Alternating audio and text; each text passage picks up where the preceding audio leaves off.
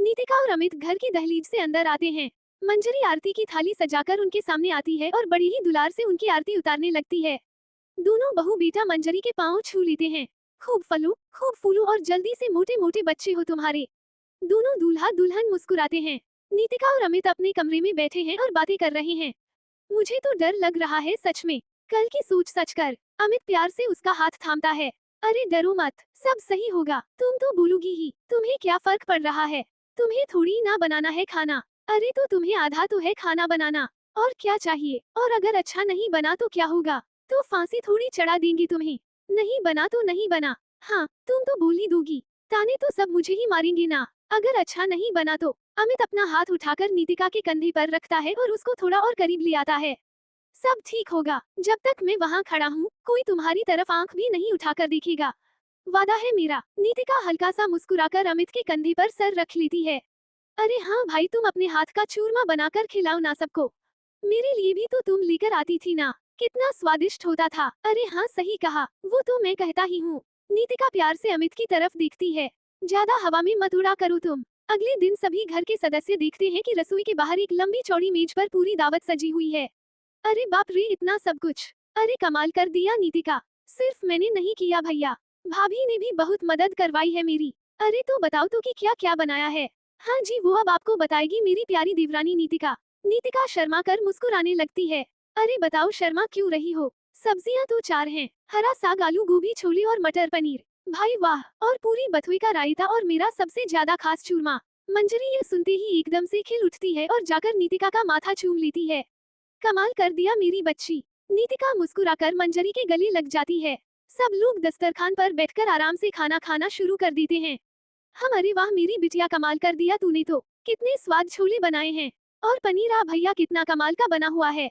वाह वाह वाह, अरे आप लोग चूरमा तो खाइए, वो नीतिका सबसे बढ़िया बनाती है। सारे चूरमा खाने लगते हैं और खाते ही एकदम से चुप हो जाते हैं। नीतिका एकदम से सबकी चुप्पी देखकर घबरा जाती है और अमित की तरफ देखती है। अब क्या हुआ, तभी एकदम से सब लोग नीतिका की ओर देखते हैं। ये क्या है ये, हे भगवान, हो गया सत्यानाश। सीमा भी वो चूरमा खाते ही दंग रह जाती है। अरे क्या अमृत डाल दिया क्या इसमें तूने, क्या कितना ज्यादा स्वाद चूरमा है ये। हाय मेरी बिटिया, तेरी बारी जाऊं। चाची कितना टेस्टी चूरमा बनाया आपने। नीतिका तभी एक लंबी सुकून की सांस भरती है। ए सीमा बेटा, तू इसे अपने ढाबे में लगा ले, मैं तो कह रही हूँ। हाँ, वो तो मैं लेकर जाऊंगी ही। इसके हाथ का चूरमा खाकर तो पागल ही हो जाएंगे सारे ग्राहक आपके ढाबे पे। और क्या देवरानी जेठानी मिलकर चलाएंगी बढ़िया सा ढाबा। नीतिका के मन में मानो खुशी की एक लहर दौड़ जाती है। वो मुस्कुराकर अमित को देखती है और अमित की छाती मानो तभी गर्व से भर उठती है। अगले दिन से ही सीमा अपने ढाबे पर नीतिका को ले जाना शुरू कर देती है। नीतिका, तुम इतने फटाफट से अपना चूरमा तैयार करो, मैं तब तक तुम्हारे भैया का डब्बा तैयार करके थाने दे आती हूँ। ठीक है भाभी। नीतिका तभी के तभी चूरमा तैयार कर देती है और सीमा अभिनव के लिए डब्बा तैयार करके उसे देने चली जाती है। ए छोटू, एक 12-13 साल का बच्चा अंदर आता है। हाँ जी दीदी। बाहर मेन्यू में फटाफट जाकर चूरमा का नाम लिख दे ताकि लोग देखें, नहीं तो किस किस को बताते फिरेंगे। ठीक है दीदी। थोड़ी देर बाद ढाबे पर गहमागहमी शुरू हो जाती है। सब लोगों की नजर जैसे ही चूरमे पर पड़ती है, वो तुरंत उसका ऑर्डर दे देते हैं। अरे वाह वाह भाई, क्या स्वादिष्ट चूरमा बनाया है इस हलवाई ने। आहा वाह वाह, मजा आ गया। ए सच में भाई, ये खाकर तो मजा ही आ गया भैया। आहा, सीमा खुशी से उछलती हुई नीतिका के पास जाती है और उसके गले लग जाती है। कमाल कर दिया मेरी बहना, लोग तो फूले नहीं समा रहे तेरे हाथ का चूरमा खाकर। सच में, और क्या। नीतिका भी ये सुनकर खुशी से झूम उठती है। कुछ दिनों में ही उसका चूरमा इतना चल पड़ता है कि ढाबे पर दूर दूर से लोग नीतिका का चूरमा खाने आने लगते हैं। सीमा और करण अपने कमरे में बिस्तर पर बैठे एक दूसरे से बात कर रहे होते हैं। कमाल कर दिया नीतिका के चूरमे ने तो। अरे हाँ, उसके चूरमे की तो खूब तारीफ सुन रहा हूँ मैं, माँ और दीपक के मुंह से तो खासकर। सच में हाथों में जादू है, जादू उसकी तो। अरे कल थोड़ा सा चूरमा थाने में भी ले आना, सबको खिलाऊंगा। क्या पता कोई हवलदार या थानेदार खुश होकर आ ही जाए तुम्हारे पास ढाबे में। बिल्कुल ले आऊंगी इंस्पेक्टर साहब। नीतिका और सीमा ढाबे पर खाना बना रहे थे। तभी सीमा नीतिका की ओर एक खाली डब्बा करती है। नीतिका, थोड़ा सा चूरमा इसमें भी डाल दे, तेरे भैया बोल रहे थे कल चूरमा ले आना। अरे अभी लो। अरे इतना क्या करेंगे, वो कम कर दे, नुकसान हो जाएगा वरना। हाय भाभी, कितनी जालिम हो आप, बेचारे भैया पे ही कंजूसी दिखा रही हो। हाँ तो वो कौन सा कम है, एक साड़ी दिलाने को कहो तभी बोल देते हैं कल बात करते हैं, मुझे नींद आ रही है अभी। चल ठीक है, मैं देने जा रही हूँ तो संभाल लेना तब तक। ठीक है भाभी। सीमा थाने में करण को लंच देने चली जाती है और देकर वापस आ जाती है। सब कुछ कुशल मंगल चल रहा था कि तभी सीमा देखती है सामने से एक हवलदार दौड़ता हुआ उनकी तरफ आ रहा है। ये कौन है? ये तो बबलू है। कौन? तुम्हारे भैया के थाने में हवलदार हैं। नीतिका और सीमा तुरंत बाहर निकल कर आते हैं। क्या हुआ बबलू? बबलू ऊपर से नीचे तक डर से कांप रहा होता है। सीमा का मन उसकी यह हालत देखते ही दहल उठता है। क्या हुआ बबलू? वो सांप सांप हाथ पैर दिमाग सब सुन। सीमा वहाँ खड़ी खड़ी अपनी सारी सुध-बुध भूल जाती है। ये देख नीतिका का दिल भी जोरों से धड़कने लगता है। क्या हुआ? अरे वो सांप खाना खा रहे थे। अचानक एकदम से पता नहीं क्या हुआ, वो जमीन पर गिर पड़े। उन्हें अस्पताल ले गए, लेकिन सीमा जोर से बबलू का गिरेबान पकड़ लेती है। सीमा की आंखों में मानो किसी किस्म का पागलपन उतर आया हो। लेकिन क्या बताओ मुझे? लेकिन जब तक अस्पताल पहुंचे तब तक बहुत देर हो चुकी थी। सीमा की हथेली धीरे धीरे बबलू के गिरेबान पर से ढीली पड़ने लगती है और वो जमीन पर जा गिरती है। संभालो भाभी, संभालो खुद को। नहीं नहीं, ये सब झूठ है। ये झूठ बोल रहे हैं सब झूठ है। भाभी सुनो तो मेरी बात। भाभी सुनो ना, मैं अमित को बुला रही हूँ। उसके आते ही हम चलेंगे देखने। ठीक है, अब डरो मत। हाँ, अभी कुछ नहीं हुआ होगा। ये सब झूठ बोल रहे हैं। अमित साहब को भी पता चल गया होगा। उनको दूसरा हवलदार गया बताने। आप अभी मेरे साथ अस्पताल चलो एक बार, वो भी वहीं आ जाएंगे। नीतिका और सीमा फटाफट से बबलू के साथ अस्पताल पहुंचते हैं, जहां अमित खड़ा उनका इंतजार कर रहा होता है। नीतिका दौड़ती हुई अमित के पास जाती है। क्या हुआ? अमित की आंखों में आंसू और सिर्फ दुख होता है। पता नहीं, मैंने पूछा तो कह रहे हैं कि भैया। अमित अपनी आंखों पर हाथ रख रोने लगता है। अमित को इस तरह रोते देख अब नीतिका का भी पूरा शरीर डर से ठंडा पड़ जाता है। तभी सीमा वहां आती है। ए अमित, तू बता ना क्या हुआ? ये क्या कह रहे हैं? अमित बिना कुछ बोले बस रोता रहता है। अरे बोल ना अमित, अमित बोल ना। डॉक्टर कह रहे हैं कि भैया भैया नहीं रहे। झूठ झूठ, तू भी झूठ बोल रहा है। सीमा दौड़ते हुए अस्पताल के अंदर चली जाती है। नीतिका और अमित भी दौड़ते हुए उसके पीछे अंदर जाते हैं। कुछ डॉक्टर खड़े हुए हैं। सीमा, नीतिका और अमित उनके पास आते हैं। डॉक्टर साहब, ये क्या कह रहे हैं? देखिए, आप शांत हो जाइए। मैं ऐसे कैसे शांत हो जाऊं? ये सभी कुछ भी बोले जा रहे हैं। ये जो भी बोल रहे हैं वो सच है। जब तक उन्हें अस्पताल लेके आई तब तक जहर का असर पूरा हो चुका था, तो हम कुछ कर ही नहीं पाए। नहीं नहीं, ये क्या? तभी अमित डॉक्टर के पास जाता है। डॉक्टर साहब, आपने क्या कहा था कि जहर चढ़ गया? हाँ हाँ, जहर मिला है इनके शरीर में। क्या जहर पर यह कैसे हो सकता है? वो तो थाने में थे। तभी अमित देखता है कि सामने से एक पुलिस अफसर उसकी तरफ आ रहा है। आप करण के परिवार से हैं? जी हाँ, उनका छोटा भाई। एक बार आपको हमारे साथ थाने आना होगा पूछताछ के लिए। कैसी पूछताछ? और यह कह रहे हैं कि देखिए, यह मामला अब बहुत पेचीदा हो चुका है, तो आपको हमारे साथ आना होगा। फिर हुआ क्या है साहब? वहीं चल के बताते हैं। चलो। अमित तभी के तभी नीतिका को सीमा के पास छोड़कर उनके साथ थाने चला जाता है। संगीत सर, अब तो बता दीजिए कि ये सब क्या हो रहा है? भैया तो थाने में थे और वो ये जहर वगैरह क्यों खाएंगे? खाया नहीं, किसी ने उनके खाने में जहर मिलाया था। क्या? जी, अभी तो उनका पोस्टमार्टम होने जा रहा है, तो उसके बाद ही पूरी बात पता लग पाएगी। पर यह कैसे हो सकता है? उनका खाना तो भाभी और मेरी पत्नी बनाती है अपने ढाबे पे, और मेरी भाभी ही देने जाती है उनके खाने को। इन दोनों के अलावा तो कोई छूता भी नहीं है उनके खाने को। देखिए, जो भी वो खा रहे थे उन सभी चीजों को भी हमने जांच के लिए भेजा है, ताकि पता लग जाए कि किसमें था ये जहर। बाकी एक बार रिपोर्ट्स आ जाएं, पूरी बात तो तभी पता चल पाएगी और जांच पड़ताल भी तभी शुरू होगी। मुझे तो कुछ समझ में नहीं आ रहा है। मैं घर जाकर माँ को कैसे बताऊं और उनके बेटे को कैसे बताऊंगा कि उसका बाप चला गया उसे छोड़ के। उस बेचारे मासूम बच्चे का क्या हश्र होगा। देखिए, हौसला रखिए, हम जल्द ही पता लगा लेंगे कि यह किसने किया है। करण हमारे भी भाई की तरह ही थे। पूरे विभाग में सब लोग उन्हें बहुत पसंद करते थे, तो पूरा विभाग अपनी पूरी जान लगा देगा ये पता करने में कि इस सब के पीछे कौन है। शमशान घाट धकती चिता के सामने सब खड़े हैं। वातावरण भारी और गमगीन, धुएं से आंखें और भी भर आती हैं। हाय राम, मेरा बेटा ही क्यों? ऐसा क्या पाप कर दिया मैंने? छोटा होते कहता था, माँ तुम जहाँ भी जाओगी तुम्हारे साथ आऊंगा, और आज मुझे अकेला छोड़ के चला गया। वो फिर चिता की तरफ हाथ बढ़ाकर बेकाबू हो जाती है। बेटा जरा एक बार बोल तो दे। माँ मैं यहाँ हूँ। हाँ, सीमा चिता के पास बेसुध सी आंखों में आंसू भरी बैठी है, अपने बेटे को सीने से लगाए। उठो करण, देखो तुम्हारा बेटा रो रहा है। तुमने वादा किया था ना हमेशा साथ रहेंगे, ये कैसा है? उठो ना। उसका बेटा मासूमियत से पूछता है। माँ, पापा कहाँ चले गए? वो कब आएंगे? सब क्यों रो रहे हैं माँ? ये सुनकर सीमा चीख पड़ती है और अपने बेटे को कसकर पकड़ लेती है, लेकिन सच बताने की हिम्मत नहीं जुटा पाती। नहीं बेटा, कुछ नहीं हुआ, पापा बस थोड़ी देर में आ जाएंगे। धीरे धीरे चिता की लपटें बुझ जाती हैं और सब घर लौट आते हैं। घर में मातम पसरा है। नीतिका लगातार अपने पति अमित के कंधे पर सिर रखकर सुबक रही है। उसका बेटा अब भी बार बार वही सवाल कर रहा है, माँ, पापा कब आएंगे? घर के सभी सदस्य इकट्ठा एकदम चुपचाप बैठे हैं। एक पुलिस अफसर अंदर आता है। सबकी आंखें उसकी ओर उठती हैं। अमित दौड़कर पुलिस अफसर के पास जाता है। अब हमें पोस्टमार्टम की रिपोर्ट मिल गई है। तो क्या पता चला है? उसमें यह आया है कि जहर चूरमे में मिलाया गया था, तो आपके घर की तलाशी लेनी होगी ताकि पता चल सके कि यह जहर किसके पास से आया था। सब लोगों की नजर सीधा नीतिका की ओर जाती है। पुलिस अफसर की बातें सुनते ही मानो नीतिका पर बिजली गूंज जाती है। ये क्या कह रहे हैं अमित? चिंता मत करो, मुझे नहीं पता अमित चूरमे में ये सब कैसे आया। मैं ये सब क्यों करूं? नीतिका, मुझे पता है कि तुम ये कभी नहीं कर सकती। बिल्कुल चिंता मत करो, मैं हूं ना तुम्हारे साथ। अमित की सांत्वना देने के बावजूद भी बाकी के घर के सभी सदस्यों में मन ही मन शक का बीज उतर चुका था, जिससे वातावरण और भारी हो गया। अफसर एक पौधे को तोड़कर ध्यान से देखता है और वापस सभी के सामने ले आता है। ये पौधा किसने उगाया था बगीचे में? पुलिस के पास वो पौधा देखकर नीतिका के अंदर का खून मानो एकदम से सूख जाता है। मैंने लगाया था, यही है। ज्वार के इन सूखे पत्तों से निकला जहर ही हमें चूरमे में मिला था। ये पत्ते जानलेवा होते हैं, पशु तक इन्हें खा ले तो मर जाते हैं। सबके चेहरे पर सदमा छा जाता है।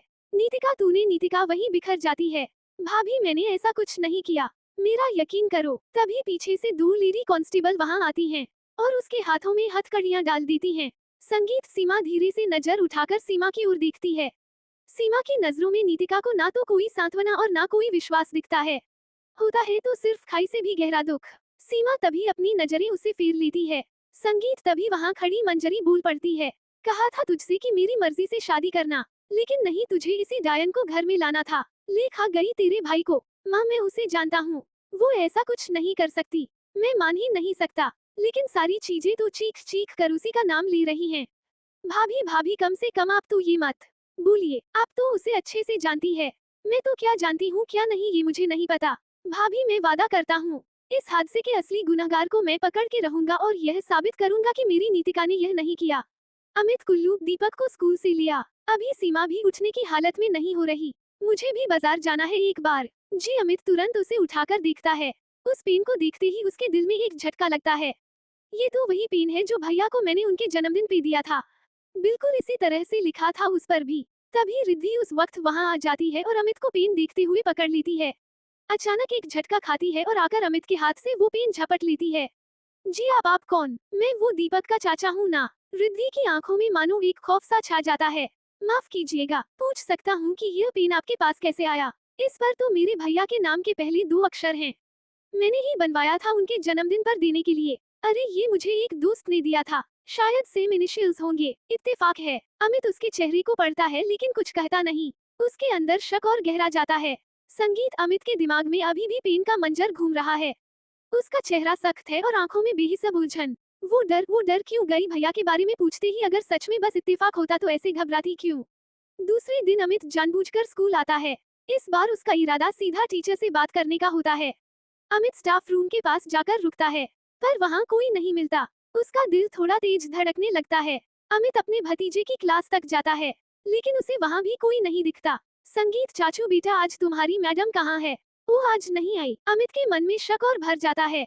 अमित फिर से स्टाफ रूम में जाता है और वहाँ की सबसे वरिष्ठ अध्यापिका से रिद्धि के बारे में पूछने लगता है। मैडम कहाँ है? कल तो थी, आज क्यों नहीं आई? अरे, आपको नहीं पता, उन्होंने तो रिजाइन कर दिया। रिजाइन मतलब कब से डाला हुआ था उन्होंने? नहीं, असल में जब हमें पता चला तो हमें भी बड़ा झटका लगा, वरना वो तो इस स्कूल में पिछले 7 सालों से काम करती थी। अगर ऐसा होता तो किसी को जरूर बताती। कल घर जाने से पहले ही रिजाइन डाल के गई थी वो, बिना किसी को बताए। पहले बहन, फिर डरना, और अब एकदम से रिजाइन। कुछ तो है जो वो सबसे छुपा रही है और मैं ये राह खोल के रहूंगा। आपको ये पता है कि वो कहाँ रहती है? असल में मेरे भतीजे का उनके पास ट्यूशन लगवाना था गणित का। चलो मैं बता देती हूँ आपको। टीचर उसे रिद्धि के घर का पता देती हैं। सीधा रिद्धि के घर की ओर निकलता है, लेकिन जैसे ही वो वहाँ पहुँचता है उसे दिखता है कि रिद्धि के घर पर ताला लगा है। ये तो यहाँ है ही नहीं। पड़ोसियों से पूछता हूँ, शायद कुछ पता लग जाए। संगीत, अंदर से लकड़ी की छड़ी लिए एक बुजुर्ग औरत बाहर आती है। नमस्ते काकी। नमस्ते बेटा। काकी, इस बगल वाले घर में जो लड़की रहती थी वो कहाँ गई है? आपको कुछ पता है क्या? बेटे, बता के तो कहीं नहीं गई रिद्धि, पर शायद अपने बिहार वाले गांव में गई होगी। अच्छा, तो आपको वैसे पता है कि उनका गांव कौन सा है, या आप बिहार में कहाँ रहती हैं? हाँ, एक बार बताया था उसने मुझे। आप मुझे बता सकती हैं, मेरा एक बहुत ही कीमती सामान है असल में उनके पास। हे भगवान, उस अच्छी भली लड़की को पता नहीं कौन सी हवा लग गई, लोगों के सामान भी लेकर भागने लगी। अब तो अमित ये सुनकर थोड़ा विचलित और अचंभित हो जाता है। हवा लग गई मतलब काकी? अरे हर तीसरे दिन किसी पुलिस वाली को अपने घर बुलाए रहती थी। ये सुनते ही मानो अमित के जहन पर कोई कहर टूट पड़ा हो। भैया किसी और के साथ ये कैसे? रुक बेटा, मैं बताती हूँ तुझे उसका पता। तू जाके ले आ अपना सामान। अरे आपका बहुत बहुत धन्यवाद काकी, बहुत बहुत धन्यवाद। और सुन, उसके चक्कर में मत फंसी हो तू भी। अरे नहीं नहीं काकी, बिल्कुल नहीं। अमित रिद्धि के गांव वाले घर का पता लेकर सीधा सीमा के पास जाता है और यह सारी बातें उसे बता देता है। क्या कुछ भी बोली जा रही हो तुम? भाई थे वो तुम्हारे। भाभी मैं कुछ नहीं बोल रहा हूँ, पर ये मेरी नीतिका का सवाल है। तो तुम कह रही हो कि उसने मारा है उन्हें? मैं कुछ नहीं कह रहा हूँ फिलहाल। भाभी मैं बस ये जानना चाहता हूँ कि वो पेन उसके पास कैसे आया, और भैया क्यों जाते थे उसके पास। तो मैं चाहता हूँ कि आप भी मेरे साथ चलो। मैं हाथ जोड़ता हूँ भाभी, मैं बस अपनी पत्नी को बचाना चाहता हूँ और कुछ नहीं। सीमा थोड़ी देर तक चुपचाप अमित की ओर देखती रहती है। ठीक है। संगीत अगले दिन सीमा और अमित रिद्धि के गांव में चले जाते हैं। दिन पूरा ढल चुका था जब तक वो रिद्धि के घर पहुंचे। संगीत घर काफी बड़ा था जिस पर कई सारी खिड़कियां थी। तभी उन्हें कमरे से जोर जोर से हंसने की आवाजें आने लगती हैं। सीमा और अमित सर से पांव तक कांप उठते हैं। बहुत हुआ ड्रामा। अमित सीधा अंदर घुस जाता है और उसके पीछे पीछे सीमा भी आ जाती है। सामने का मंजर इतना खौफनाक और अविश्वसनीय था। अमित के पैर मानो जमीन में गड़ जाते हैं और उसका पूरा शरीर एकदम से लकवा मार जाता है। सामने रिद्धि और करण एक दूसरे की बाहों में बाहें डाले बैठे थे। अमित और सीमा उन्हें देखते ही डर से कांपने लगते हैं। नहीं, ये नहीं हो सकता। ये नहीं, देखो जरा मेरी बात सुनो। आपको मैंने आपकी चिता को अपने हाथों से आग दी है। अपने हाथों से। अगर आप यहाँ हो तो वो कौन था? करण चुपचाप कांपता हुआ अपने भाई और अपनी बीवी की ओर देखता रहता है। बताओ भैया, वो कौन था? करण सर झुका लेता है। अब तुम शांत हो जाओ। दरअसल जंगल में पुलिस को झुलसा हुआ एक शव मिला था, और हफ्तों की छानबीन के बाद भी हमें उसके बारे में पता नहीं चला। तभी मेरे दिमाग में ये ख्याल आया। फिर थाने के हर छोटे बड़े इंसान को भी मैंने अपने साथ शामिल कर लिया। अगर सारा इल्जाम नीतिका पर डाल देंगे तो किसी को शक नहीं होगा। सबको लगेगा कि जमीन के लालच की वजह से उसने ये किया। संगीत तो आपकी वजह से मेरी नीतिका जेल में है। उसने क्या बिगाड़ा था? हाँ, तो प्यार करने का हक तुझे ही है, मुझे भी है। तेरी तो करा दी इन्होंने अपनी पसंद की लड़की से शादी, और मेरी बारी में बिना पूछे मुझे इससे बांध दिया। मैं प्यार करता हूँ इससे, हक है मुझे भी। अमित अपना माथा पकड़ लेता है और जमीन पर गिर पड़ता है। तभी सीमा उठकर सीधा ज्वाला सा खोलता हुआ गुस्सा लेकर करण के करीब जाती है और जोरदार चांटा मारकर उसकी गर्दन पकड़ लेती है। तो इसे मेरी गलती बताओ जिसने तुम्हारे पीछे 10 साल बर्बाद कर दिए। उस बेटे की गलती बताओ जो रोज मुझसे पूछता है वहाँ पापा कब आएंगे। बताओ उसकी क्या गलती? सीमा जोर से एक और चांटा करण के मुंह पर जड़ देती है। बताओ क्या है हमारी गलती? ना अपने बच्चे के सगे हुए ना अपनी माँ के, तो मेरे क्या हो गए? तुम्हारी इस दरिंदगी ने पता नहीं कितने लोगों की जिंदगी बर्बाद कर दी। अमित चुपचाप जमीन पर पड़ा। ये सब सुन रहा था। तुम पति तो क्या इंसान कहलाने के लायक भी नहीं हो। काश काश ये देखने से अच्छा होता तुम मर ही गए होते। रहो तुम यहाँ अपनी इस 2 टके की रखेल के साथ। बस जिन 2 कौड़ियों के पुलिस वालों को तुमने अपने खेल में शामिल किया उन्हें बोल दो कि नीतिका को छोड़ दी, क्योंकि माँ तो जीते जी मर जाएगी तुम्हारी, अगर उन्हें ये सब पता चला कि उनका बेटा इतना गिरा हुआ है। सीमा चुपचाप जाती है। माँ को क्या बोलोगे? सीमा मुड़ती है और रिद्धि की ओर देखती है कि तुम्हारा असली कातिल मिल गया। सीमा और अमित जाकर नीतिका को जेल से रिहा करवा देते हैं और सारी बात हमेशा के लिए अपने अंदर ही दफना देते हैं।